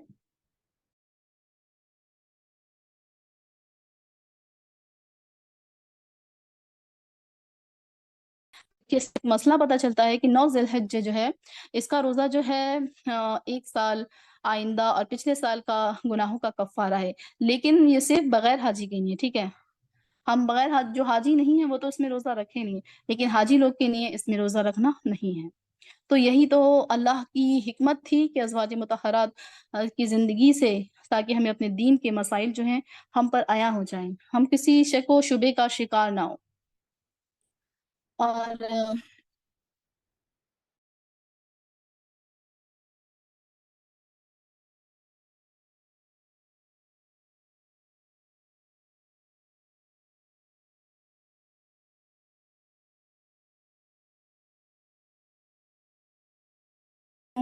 تمہارا حلیہ ایسی ہو رہا ہے، مطلب سر کے بال بکھرے ہوئے ہیں. تو حضرت عبداللہ چونکہ حضرت میمونہ کے بھانجے تھے، ان کی سگی بیٹی کے سگی بہن کے بیٹے تھے. ہوئے تو کہا بیٹے کیا بات ہے؟ تو انہوں نے کہا کہ میری بیوی جو ہے حیض کی حالت میں ہے، اور وہی میرے سر میں کنگا کیا کرتی تھی، لیکن اس حالت میں نے اس سے کام لینا مناسب نہیں سمجھا. دیکھیے پھر حضرت میمونہ نے کہا دیکھیے کیسے اس میں ہمیں دینی مسائل پتہ چل رہے ہیں چھوٹے چھوٹے، اگر ہم غور کریں. تو حضرت میمونہ نے کیا کہا، کیونکہ آپ محدث تھیں، اتنی احادیث آپ سے مروی ہیں، آپ فقہ کے مسائل سب جاننے والی تھی، تو آپ نے کہا کہ کسی کے ہاتھ ناپاک، بیٹا کسی کے ہاتھ ناپاک نہیں ہوتے ہیں. ہم حیض کی اسی حالت میں ہوتے تھے، مطلب حیض کی حالت میں ہوتے تھے، اور نبی کریم صلی اللہ علیہ وسلم جو تھے وہ ہماری گود میں سر رکھ کر لیٹتے تھے اور قرآن پڑھتے تھے. دیکھیے، اور پھر ہم اسی حالت میں مصلی اٹھا کر میں کیا کرتی تھی، مسجد میں رکھاتی تھی.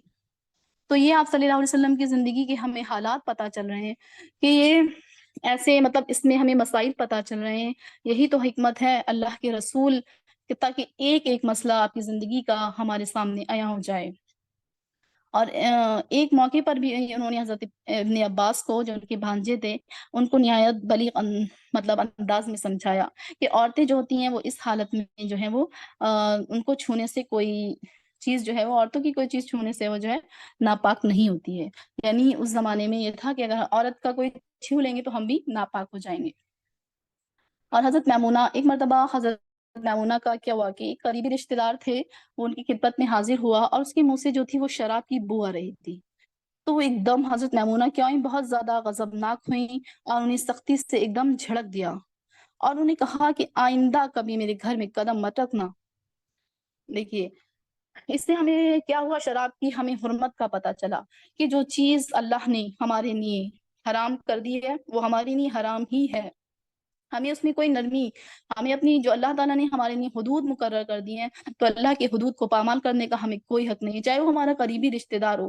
ہمیں اس کے ساتھ کیا کرنا ہے چاہیے، سختی سے معاملہ کرنا چاہیے. یہ نہیں کہ ہم اسے سختی، اللہ کے اس میں کوئی نرمی نہیں ہے.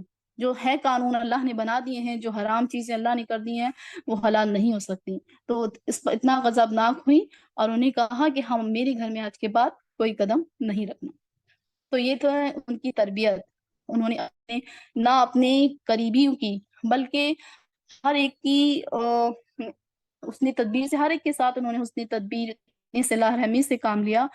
کہ آج تاریخ کے واقعہ ہم پڑھتے ہیں تو ہاں ہمیں معلوم ہوتا ہے کہ یہ ہماری امت کی مائیں تھیں، اور انہوں نے جو تھا یہ بہت زیادہ نرم اور صلہ رحم خاتون تھیں. اور حضرت سیدنا میمونہ کے بارے میں ان کے فضائل میں سے آتا ہے کہ ایک لونڈی انہوں نے آزاد کی، اور نبی کریم صلی اللہ علیہ وسلم کو اس بات کی خبر نہ ہوئی. جب اللہ کے رسول نے ان کے بارے میں مطلب ان کی باری کے دن آیا تو اللہ کے رسول نے پوچھا کہ تم نے لونڈی کو آزاد کیا ہے؟ تو انہوں نے فرمایا میمونہ نے کہ میمونہ، اور کہا اگر تم لونڈی اپنے ماموں کو دے دیتی تو بڑا اجر ملتا. یعنی انہوں نے کسی اور کو دے دیا. اب کیا تھا، دیکھیے اس میں کیا مسئلہ ہے کہ اگر ہم غلام آزاد کرنے کا تو اجر ہے، لیکن نبی کریم صلی اللہ علیہ وسلم کا حضرت میمونہ کو یہ کہنا کہ ماموں کو باندھی دے دیتی تو بڑا اجر ملتا. تو اس لیے تھا کہ وہ ضعیف، ہو سکتا ہے کہ ان کے ماموں ضعیف ہوں اور کام کاج میں مشقت ہو رہی ہو، لیکن چلو یہ بندی کام نپٹا دے گی. اور یا پھر دوسرا پوائنٹ اس میں یہ ہو سکتا ہے کہ اللہ نے رشتہ داروں کے ساتھ، یعنی پہلا کس کا ہے؟ ہمارے رشتہ داروں کا ہے. رشتہ داروں کے ساتھ صلہ رحمی کا حکم دیا ہے کیونکہ اس میں بڑا اجر و ثواب ہے، اور اس لیے نبی کریم صلی اللہ علیہ وسلم نے جو ہے وہ ان کو ایسا حکم دیا ہے. اور حضرت صفیہ جو تھیں بہت زیادہ مطلب مسائل کو سمجھنے والی تھیں اور صلہ رحمی کرنے والی ایک خاتون تھی. ہم نے ان کی زندگی کے مین پوائنٹس دیکھے، اور ان کے ایک واقعہ یہ ہے کہ ایک مرتبہ ایک عورت نے مطلب منت مانگی تھی کہ وہ مسجد نبوی، اگر اس کی بیماری دور ہوئی تو وہ مسجد نبوی میں جو ہے وہ مطلب مسجد نبوی میں نہیں، بیت المقدس میں جا کر نماز ادا کرے گی. تو پھر جب حضرت میمونہ کے پاس کہ اللہ نے مجھے شفا یابی عطا کی ہے، اب میں جا رہی ہوں مسجد بیت المقدس اور اپنی نماز جو میں نے منت مانگی تھی میں اسے پورا کروں گی.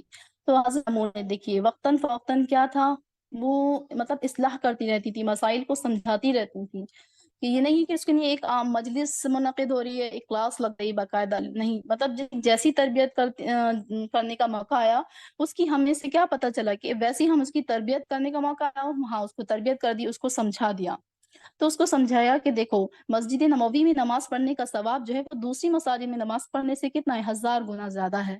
تم بیت المقدس کی بجائے مسجد نبوی میں پڑھ لو، ثواب بھی تمہارا زیادہ ہوگا اور تمہاری منت بھی پوری ہو جائے گی. اور مسجد نبوی جو ہے وہ اللہ کو بیت المقدس سے زیادہ محبوب ہے. تو حضرت حضرت میمونہ جو تھیں وہ ایک بہت کامل یقین رکھتی تھیں، اور جو آپ صلی اللہ علیہ وسلم نے ان سے کہہ دیا تو آپ کی صداقت پر، آپ صلی اللہ علیہ وسلم کی صداقت پر انہیں لبیک کہا.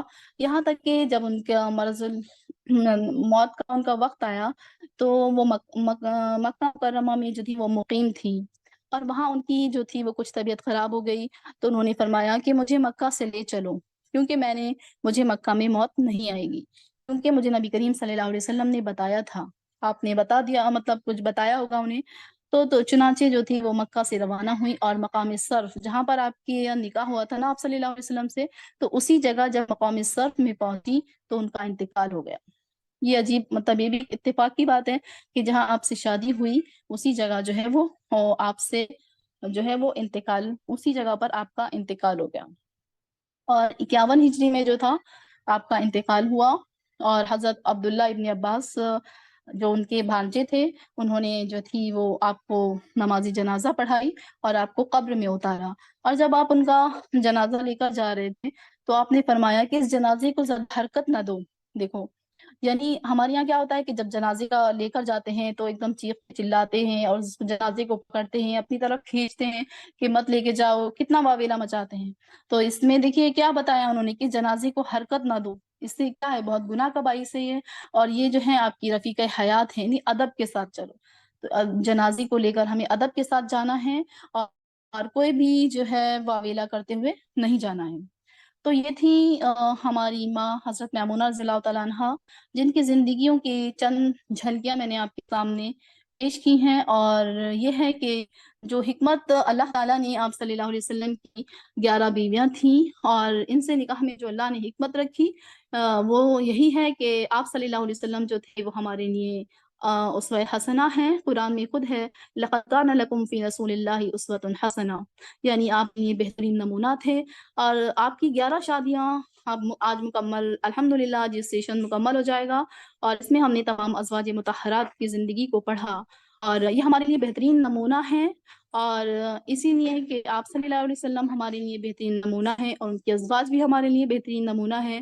اور مقصد یہی تھا آپ کے اتنے نکاح کا کہ اس میں اللہ جانے کی بہت ساری حکمتیں رہی ہوں گی، لیکن آپ کی زندگی کے اس میں سارے آپ صلی اللہ علیہ وسلم کی زندگی کے سارے حالات کو اللہ کو ہمارے سامنے رکھنا تھا، ہمارے سامنے لانا تھا، تاکہ ہم ان بیویوں کے ذریعے سارے حالات ہمارے سامنے آ جائیں. اور نبی کریم صلی اللہ علیہ وسلم کی تربیت کے ذریعے امہات المؤمنین کو ہمارا آئیڈیل بنا دیا گیا، اور ہماری امت کی عورتوں کے لیے، تاکہ ہم پریکٹیکل بھی جو ہے وہ آپ کی زندگی سے یہ سبق لے سکیں. اور چونکہ اسلام کے مرکز اور گہوارے میں ایک پوائنٹ یہ آتا ہے کہ آپ کی نکاح کی اتنی وجوہات میں سے ایک یہ بھی وجہ بتائی جاتی ہے کہ ایک اسلام کے مرکز اور گہوارے میں کیا ہوتا تھا کہ جو عرب کی قبائل آتے تھے ان سے نبی کریم صلی اللہ علیہ وسلم جو تھے خاندانی رشتہ بناتے تھے بہت، تاکہ اسلام کو تقویت حاصل ہو۔ نہ ہوتا تھا کہ تعلق، مطلب جب اتنے زیادہ، ظاہر سی بات ہے اتنی زیادہ آپ کے ازواج ہیں تو ہر ایک کے قبیلے سے تعلق ہو گئے تو زیادہ سے زیادہ تعلقات بڑھیں گے، اور کچھ قبیلے کی سردار کی بیٹیاں تھیں تو ایک اسلام کو ایک تقویت، ایک مضبوطی ملے گی۔ تو اس وجہ سے بھی آپ نے اتنے نکاح کیے، اور کہ فلاں فلاں خاندان کی بیٹی سے نکاح کیا تو بعض وقت ایسا ہوتا تھا کہ پورا خاندان ایمان لے آتا تھا، جیسا کہ کل ہم نے پڑھا حضرت جویریہ کے بارے میں کہ جب ان کی شادی ہوئی تو وہ قبیلہ بنو مستلق سے تھیں، اور جب وہ ایمان لائیں تو پورا قبیلہ ان کا ایمان لے آیا، یعنی ہمارے ایمان کو جو ہے وہ تقویت ملتی تھی۔ آج بعض عورتوں سے، بعض ہماری بیویوں سے، ازواج طاہرات سے شادی کرنے کا مقصد یہ تھا کہ اللہ تعالیٰ کو کوئی حکم شرعی بیان کرنا ہوتا تھا، جیسے حضرت زینب بنت جحش جو ہیں، جو آپ کی پھپھیری بہن تھیں، اور جن کا نکاح جو تھا نبی کریم صلی اللہ علیہ وسلم کے منہ بولے بیٹے حضرت زید بن حارثہ سے ہو گیا تھا۔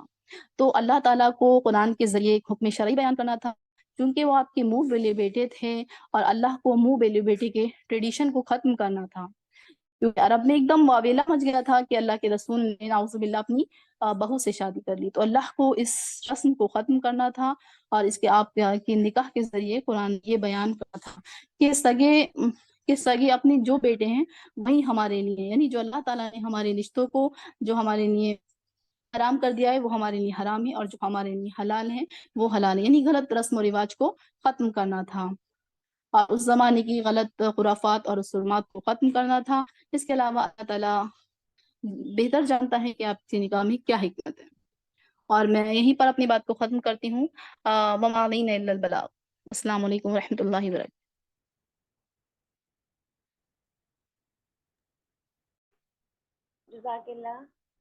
جزاک اللہ روحی، آپ نے بہت ہی بہترین انداز میں آج کے ٹاپک کو رکھا۔ الحمدللہ بہت سارے آج جو ہمارے معاشرے میں رسومات ہیں، آج کے ٹاپک سے ہمیں پتہ چلا کہ ہمارا دین اسلام کتنا سادہ ہے۔ اللہ سے دعا ہے کہ یہ جتنے بھی ٹاپک، جتنے بھی ازواج مطہرات کا ہم نے سنا ہے، اللہ تعالی ہم سب کو عمل کرنے کی توفیق عطا فرمائے، اور ہم سب سے پہلے اپنی زندگی سے، اپنے عمل سے اس بات کا ثبوت دے کہ واقعی میں یہ جو ہماری مائیں ہیں یہ ہمارے لیے آئیڈیل۔ اب الحمدللہ مزید اپنے پروگرام کو آگے بڑھاتے ہوئے اب ہمارا پروگرام اختتامی مراحل میں قدم رکھ چکا ہے۔ اب میں بہت ہی نہایت ادب و احترام کے ساتھ آج کے پروگرام کی جو ہماری چیف گیسٹ ہیں محترمہ سائمہ باجی صاحبہ، جو کہ جامعۃ الصالحات کی پرنسپل ہیں اور بہت سارے علمی مجالس کی ممبر بھی ہیں اور بہت سارے دینی کام الحمدللہ انجام دیتی ہیں، تو اور بہت زیادہ مصروف بھی رہتی ہیں، لیکن ہمارے ایک ہی بار کہنے پر آپ نے لبیک کہا۔ اللہ تعالیٰ آپ کو دنیا میں بھی بلند درجہ عطا فرمائے اور آخرت میں آپ کو مزید نیکیوں سے نوازے۔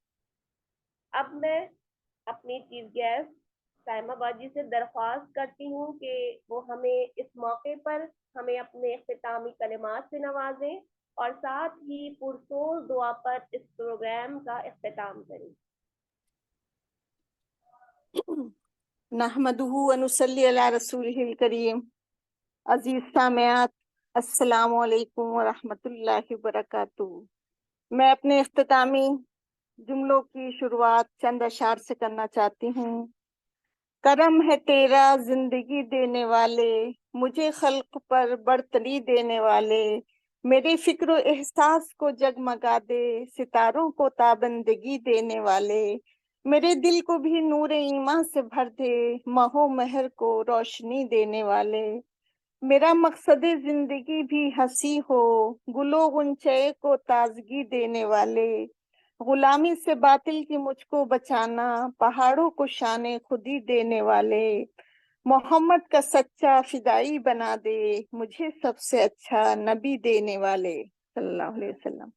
طلبگار ہوں میں تیری ہی رضا کا، علم دینے والے، خوشی دینے والے۔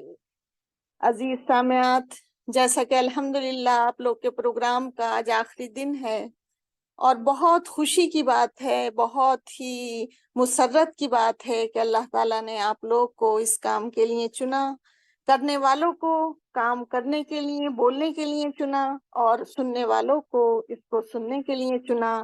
یہ اللہ تعالیٰ کی بے انتہا خوش قسمتی ہماری ہوتی ہے جو اللہ تعالیٰ ہمیں کسی بھی نیک کام کے لیے چوائس کرتا ہے، کسی بھی نیک کام کے لیے چنتا ہے، تو یہ ہماری خوش نصیبی ہوتی ہے، کیونکہ اللہ تعالیٰ جن بندوں کا بھلا چاہتا ہے، جن بندوں کی بہتری چاہتا ہے، اللہ تعالیٰ ان کو دین کی سمجھ پیدا کر دیتا ہے، ان کے اندر دین کی گہرائی پیدا کر دیتا ہے، ان کو دین کے مواقع پیدا فرما دیتا ہے۔ یہ اللہ تعالیٰ کا بہت بڑا کرم و احسان ہے کہ اس نے ہمیں اس مجلس میں شریک ہونے کا موقع عطا فرمایا اور ہمیں اس مجلس کے اندر سمجھنے اور سمجھانے کا موقع عطا فرمایا۔ اللہ کا بے پناہ شکر و احسان ہے۔ حضور اکرم صلی اللہ علیہ وسلم کی اپنی ذات ہمارے لیے ایک نمونہ ہے، اور ان کے ساتھ ساتھ آپ کی صحابیات کی زندگی ہمارے لیے ایک نمونہ ہے۔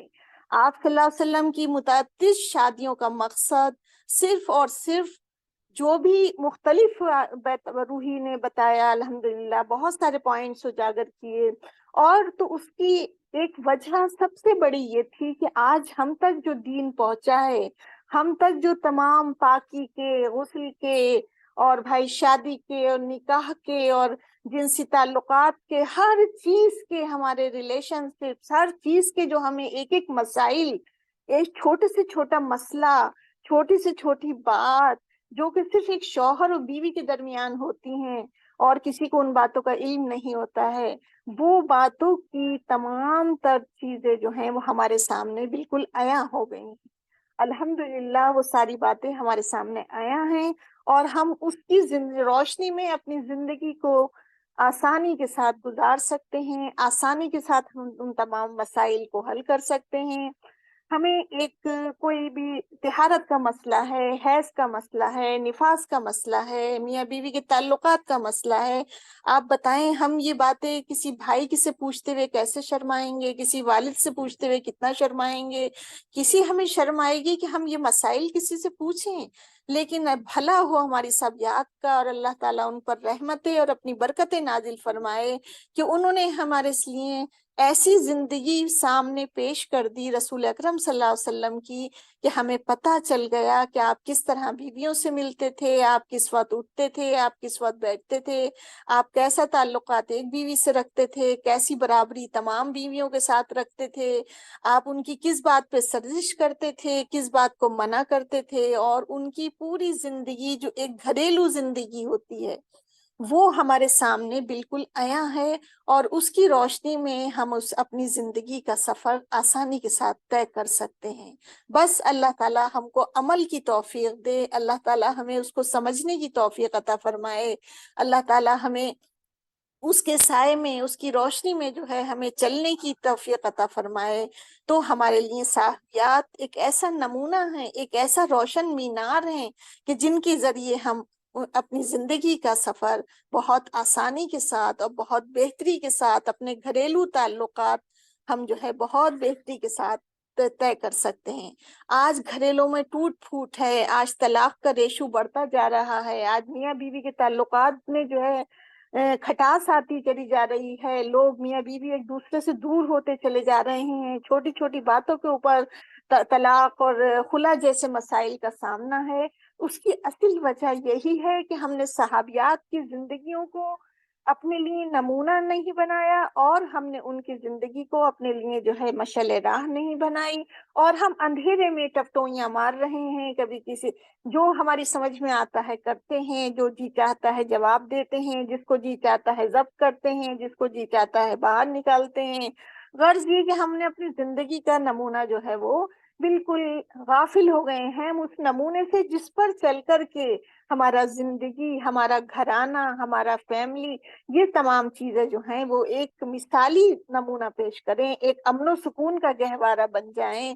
صرف اسی وجہ سے ہمارے یہاں لڑائی جھگڑے کے مسائل اتنے بڑھتے چلے جا رہے ہیں کہ ہم نے صحابیات کی زندگی کو پڑھنا اور ان سے روشنی لینا چھوڑ دی ہے۔ آج بھی اگر ہم صحابیات کی زندگیوں کو اپنی زندگی کا نمونہ بنا لیں، ان جیسا صبر اپنے اندر پیدا کر لیں، ان جیسی سمجھ اپنے اندر پیدا کر لیں، ان جیسا علم اپنے یہاں ڈالنے کی کوشش کریں، ان جیسی جو ہے کوششیں ہم کریں دین کے لیے، دین کی سربلندی کے لیے، تو انشاءاللہ آج بھی ہمارے گھر جو ہیں وہ امن اور چین کا نمونہ بن جائیں گے۔ بس ہمیں عمل کرنے کی دیر ہے۔ اللہ تعالی ہمیں اس عمل کی توفیق عطا فرمائے، اللہ تعالی ہمیں ان کی راہ کے اوپر چلنے کی توفیق عطا فرمائے۔ حضور اکرم صلی اللہ علیہ وسلم کی، اور آج بھی آپ کو پتا ہو کہ ہمارے ایریے میں جیسے مطلب انڈیا ہے، پاکستان ہے، ادھر کے ایریوں میں ایک شادی کا کلچر ہے، اور دوسری شادی کو بہت معیوب سمجھا جاتا ہے، دوسری شادی کو بہت برا سمجھا جاتا ہے، سوتن لانا ایسا ہوتا ہے جیسے کسی کو گالی دے دی، جبکہ عرب ممالک میں آج بھی کئی بیویوں کا رواج ہے، آج بھی 4 بیویاں، زیادہ تر لوگوں کی 3-4 بیویاں ہوتی ہیں۔ وہ ہمیں دیکھ کے حیران ہوتے ہیں کہ آپ کے یہاں بس کے ایک ہی بیوی ہے۔ تو اس وقت بھی عرب کے کلچر میں متعدد بیویاں رکھنا کوئی ایسی معیوب بات نہیں تھی، لیکن حضور اکرم صلی اللہ علیہ وسلم نے مسلمان کے لیے 4 بیویوں کی قید اللہ تعالیٰ نے لگا دی، اور آپ صلی اللہ علیہ وسلم کو اس قید سے مبرہ کر دیا۔ اس کی وجوہات یہی تھی کہ آپ کی زندگی کا ہر پہلو، عورتوں کے اندر بھی مختلف سمجھیں ہوتی ہے۔ حضرت عائشہ کی سمجھداری اور طرح کی تھی، حضرت صفیہ کی سمجھداری اور طرح کی تھی، حضرت اسماء کی سمجھداری اور طرح کی تھی، حضرت میمونہ کی سمجھداری اور طرح کی تھی، حضرت ماریہ کی سمجھداری اور طرح کی تھی۔ غرض یہ آپ کی جتنی بیویاں تھیں ان کے اندر الگ الگ سمجھداریاں تھیں، الگ الگ خوبیاں تھیں، الگ الگ سوالات تھے جو ان کے دل میں آتے تھے، الگ الگ ان کا رہن سہن کا طریقے، طرز عمل تھا جو آپ صلی اللہ علیہ وسلم کے ساتھ وہ لوگ کیا کرتی تھیں۔ تو اس کی روشنی میں ہمیں، جیسے آپ نے پڑھا کہ حضرت عائشہ رضی اللہ عنہ گئیں، ایک مرتبہ ان کا ہاتھ ڈھونڈنے میں دیر ہو گئی سفر میں، تو اللہ تعالیٰ نے کیا کرا، تیمم کا حکم دے دیا۔ اور اب آپ نے آج پڑھا کہ حضرت صفیہ کی وجہ سے آپ نے روزے کے بارے میں آپ نے بتا دیا۔ تو متعدد بیویاں تھیں جن کی وجہ سے ہمیں بہت سارے مسائل پتہ چل گئے، بہت ساری باتیں پتہ چل گئیں، بہت ساری چیزیں اللہ تعالیٰ نے روشن کر دی ہمارے اوپر، تاکہ ہم جو ہے اس پر چل کر اپنی زندگی کو نیک بنا لیں، اپنی زندگی کو اچھا بنا لیں۔ یہی صحابیات کے تمام کلاسز کا، اس کا بھی یہی مقصد تھا۔ اللہ تعالیٰ کہنے والوں کو، اللہ تعالیٰ سننے والوں کو، تمام کو جو ہے عمل کی توفیق عطا فرمائے۔ اور جیسا کہ آپ کو پتہ ہے، آج کل کے اسکول، آج کل کے نصاب، آج کل کے کورس جو ہیں وہ بچوں کو ان تمام چیزوں سے دور رکھے ہوئے ہیں۔ پہلی بات تو بچے اردو کم جانتے ہیں، اور جو اردو جانتے بھی ہیں تو وہ جو ہیں اس طرح کی کتابیں کورس میں شامل ہی نہیں ہیں جو ہم کوئی صحابیات کے بارے میں پڑھ سکیں، صحابہ کے بارے میں الا ماشاء اللہ چند اسکولوں کے۔ تو لیکن جنرلی جو اسکولوں میں بچے پڑھ رہے ہیں وہ ان سب باتوں سے لا علم ہیں، ان تمام تاریخ سے لا علم ہیں۔ اب جیسے ایک بہت ہی اہم، اگر میں اس وقت ذکر نہ کروں، حالانکہ وقت کافی ہو گیا ہے، نماز عصر کی ٹائم آخر ہونے لگا ہے، لیکن میں صرف 1-2 جملوں میں بس اس بات کا اگر میں ذکر نہیں کروں گی تو شاید میرے آج کی جو ہے یہ میٹنگ ادھوری رہے گی۔ اور وہ ہے، کسی بچی نے بار بار بیچ میں بچوں کا سوال آ رہا تھا کہ مسجد اقصیٰ کہاں ہے، مسجد اقصیٰ کیسی ہے، کہاں، کیوں، کون سی ہے، کیا ہے۔ تو آپ کو بتا دوں، رسول اکرم صلی اللہ علیہ وسلم نے 3 مسجدیں ایسی ہیں جن پر کے سفر کر کے نماز پڑھنے کا حکم دیا ہے، جہاں جانے کا۔ اس کے علاوہ آپ نے کسی جگہ جانے کا، سفر کر کے نماز پڑھ کے کسی مسجد میں جانے کا حکم نہیں دیا۔ مسجد حرام، جس میں سب سے زیادہ ثواب ہے، جو مکے میں واقع ہے، دوسری مسجد مسجد نبوی جو کہ مدینے میں ہے، اور جہاں پر آپ صلی اللہ علیہ وسلم نے حرام کے بعد سب سے زیادہ ثواب مسجد حرام میں، اس کے بعد مسجد نبوی میں، اور ایک اور تیسری مسجد ہے مسجد اقصیٰ جو کہ فلسطین میں واقع ہے، وہاں پر بھی نماز پڑھنے کا ثواب ہے، اور وہاں بھی سفر کر کے جانے کی آپ صلی اللہ علیہ وسلم نے ترغیب دی ہے۔ وہ مسلمانوں کا پہلا قبلہ تھی، پہلے مسلمان اس طرف منہ کر کے نماز پڑھا کرتے تھے، لیکن رسول اکرم صلی اللہ علیہ وسلم کے پاس ایک نماز کے دوران جو ہے حکم آیا کہ آپ جو ہے اب اپنا رخ جو ہے وہ مسجد حرام کی طرف پھیر دیں، چنانچہ نماز پڑھتے ہی پڑھتے آپ نے دوسری طرف رخ کر لیا۔ تو اللہ تعالیٰ کی اس میں بھی کچھ بہتری تھی، کچھ وجہ تھی، جو بھی اللہ تعالیٰ بہتر جان سکتے ہیں اس کی کیا وجہ تھی. چنانچہ جو ہے آپ نے مسجد حرام کی طرف منہ کر دیا. لیکن مسجد اقصی کی اہمیت آج بھی کم نہیں ہوئی. مسجد اقصی جو ہے وہ آج بھی اہمیت کی حامل ہے، اور وہاں پر نماز پڑھنا آج بھی جو ہے اجر و ثواب کا باعث ہے. اور آپ کو شاید آپ کو معلوم نہ ہو کہ آج اسی مسجد اقصی کو یہودیاں کے قبضے میں ہیں آج وہ اقصی، اور مسلمان جو ہیں وہ اپنی جانوں کو نذرانہ پیش کر کر کے، اپنے بچوں کو قربان کر کے، اپنی عورتوں کو قربان کر کے، اپنی موت کو گلے لگا لگا کر اس مسجد کی حفاظت کر رہے ہیں. اور آپ نے سوشل میڈیا میں اور نیوز میں تمام پڑھ ہی رہی ہوں گی، سنی رہی ہوں گی. بس اللہ تعالیٰ جو ہے وہ ان کی شہادتوں کو قبول فرمائے، اور اللہ تعالیٰ ان کو مسجد جو ہے مسلمانوں کو واپس مل جائے، اور یہودیوں کے چنگل سے اللہ تعالیٰ اس مسجد کو آزاد فرمائے. اور اس وقت جو ہے سب سے زیادہ تکلیف دہ اور سب سے زیادہ بہت ہی افسوسناک گھڑی ہے کہ ہمارے دل جو ہیں وہیں پر پڑے ہوئے ہیں. ہم ان معصوم بچوں کو دیکھ رہے ہیں، ان عورتوں کو دیکھ رہے ہیں جو کہ بیچارے بمبوں کے سائے میں زندگی گزار رہے ہیں. کسی کا ہاتھ کٹ گیا ہے، کوئی جل گیا ہے، کوئی شہید ہو گیا ہے. بے پناہ لوگ اپنی جانوں کے نذرانے غازہ میں ہیں اور اپنے نذرانے پیش کر رہے ہیں. نہ ان کے پاس لائٹ ہے، نہ ان کے پاس کھانے کو ہے. ہر چیز ظالم اسرائیل قوم نے بند کر رکھی ہے. اللہ تعالیٰ ان کی حفاظت فرمائے، اللہ تعالیٰ ان کی مدد فرمائے. ہم ان سے دور ہیں، بس ہم صرف دعا کر سکتے ہیں. چنانچہ اب ہم دعا کے لیے ہاتھ اٹھاتے ہیں اور اللہ تعالیٰ کے آگے اپنی دعائیں پیش کرتے ہیں. اعوذ باللہ من الشیطان الرجیم، بسم اللہ الرحمن الرحیم، الحمد للہ رب العالمین، الرحمن الرحیم، مالک یوم الدین، ایاک نعبد و ایاک نستعین، اہدنا الصراط المستقیم، صراط الذین انعمت علیہم غیر المغضوب علیہم ولا الضالین، آمین. اللہم صلی علی محمد وعلی آل محمد کما صلیت علی ابراہیم وعلی آل ابراہیم انک حمید مجید. اللہم بارک علی محمد وعلی آل محمد کما بارکت علی ابراہیم وعلی آل ابراہیم انک حمید مجید. ربنا آتنا فی الدنیا حسنۃ وفی الآخرۃ حسنۃ وقنا عذاب النار، وقنا عذاب النار، وقنا عذاب النار. ربنا لا تزغ قلوبنا بعد إذ هديتنا وهب لنا من لدنك رحمة إنك أنت الوهاب. رب اجعلني مقيم الصلاة من ذريتي ربنا وتقبل دعاء. رب اغفر لي ولوالدي وللمؤمنين يوم يقوم الحساب. رب ارحمهما كما ربياني صغيرا، رب ارحمهما كما ربياني صغيرا. ربنا هب لنا من أزواجنا وذرياتنا قرة أعين واجعلنا للمتقين إماما. اے ہمارے پروردگار، اے رحمان الرحیم آقا، ہم گناہ گار بندے تیرے آگے ہاتھ پھیلائے ہوئے ہیں. اے اللہ ہم اس چھوٹی چھوٹی کوشش کو قبول فرما لے. اے اللہ اس میں برکت پیدا فرما دے. اے اللہ اسلام کا پیغام ہر دل میں پہنچا دے. اے اللہ اسلام کی تعلیمات سے ہر دل کو روشن کر دے. اے اللہ صحابیات کی زندگیوں کے نمونے ہماری زندگیوں میں پیدا فرما دے. اے پاک پروردگار ہماری کل خطاؤں کو معاف فرما، قصوروں کو درگزر فرما. اے اللہ ہم سے جو گناہ چھپ کر ہوئے ہیں، جو علانیہ ہوئے ہیں، اے اللہ جو تنہائی میں ہوئے ہیں، جو مجلسوں میں ہوئے ہیں، ان سب گناہوں سے پردہ پوشی فرما، ان کو معاف فرما. تو بہت معاف کرنے والا ہے، تو بہت رحم فرمانے والا ہے. بس ہمارے گناہوں کو بھی معاف فرما.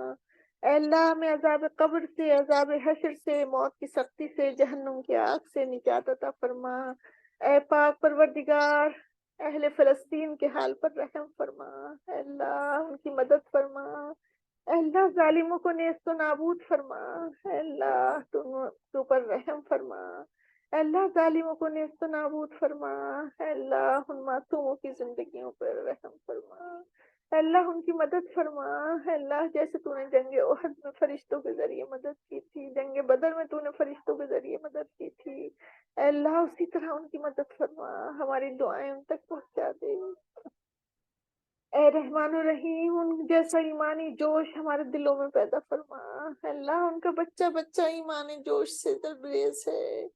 اے اللہ وہی جوش ہمارے دلوں میں پیدا فرما. اے پاک پروردگار کل مریضوں کو شفا عطا فرما. اے اللہ جو بیمار ہیں، جو اسپتالوں میں ہیں، ان کو صحت و عافیت عطا فرما، ان کی تکالیف کو دور فرما. اے اللہ تو ہماری کل خطاؤں کو معاف فرما. اے رحمان الرحیم وقت کم ہے، اے اللہ ہماری اللہ خواہشیں ہماری چاہتے بہت زیادہ ہیں اللہ، ہم تجھ سے ان تمام خیر کا سوال کرتے ہیں جن کا سوال رسول اکرم صلی اللہ علیہ وسلم نے تجھ سے کیا، اور ہم ان تمام شرور سے پناہ چاہتے ہیں جن سے آپ صلی اللہ علیہ وسلم نے پناہ چاہیے۔ اے اللہ ہماری تمام دعاؤں کو قبول فرما، اے اللہ ہماری اولادوں کو، ہماری نسلوں میں دین کو باقی رکھ، اے اللہ ایمان پر اور توحید پر ہماری موت نصیب فرما، اے اللہ کلمے کی اور شہادت کی موت نصیب فرما، اے اللہ بے پردگی کی موت سے، اے اللہ شیطانی وسوسوں کی موت سے پناہ عنایت فرما، اے پاک پروردگار، اے رحمان الرحیم، جنت الفردوس کے اعلیٰ مقام نصیب فرما، حضور اکرم صلی اللہ علیہ وسلم کی شفاعت نصیب فرما، ہماری ساری دعاؤں کو قبول فرما، اے اللہ جو مانگا ہے وہ بھی عطا فرما، جو مانگنے سے رہ گیا ہے وہ بھی عطا فرما، اور ہماری دعاؤں کو قبول فرما۔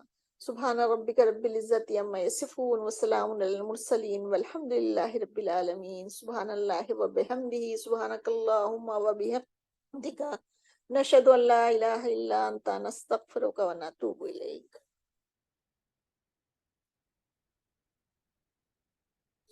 میری پیاری بچیوں، میسج سے زیادہ آپ لوگ سننے پہ غور کیا کرو، اچھا؟ میسج میں نا دھیان بٹتا ہے، آپ لوگ سنو غور سے تو انشاءاللہ اس سے زیادہ فائدہ ہوگا، میسج سے زیادہ فائدہ ہوگا آپ کو سننے میں۔ جزاک ٹھیک ہے، اللہ اللہ حافظ۔ خیر جی، الحمدللہ، اللہ تعالیٰ آپ کو بہترین جزائے خیر عطا فرمائے، آمین۔ چلیے اب باری ہے ہمارے فیڈ بیک سیشن کی۔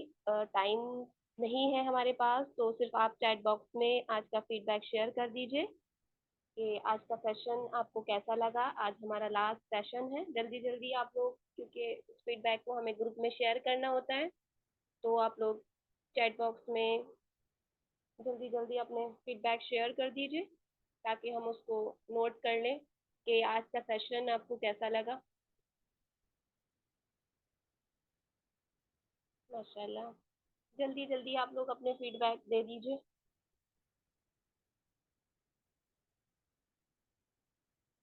الحمدللہ، انشاءاللہ جلد ہی ہم ایک نئی سیریز کے ساتھ آپ سب کے سامنے حاضر ہوں گے، اور جو ہماری سیریز ہوگی وہ الحمدللہ بہت ہی انفارمیٹیو رہے گی۔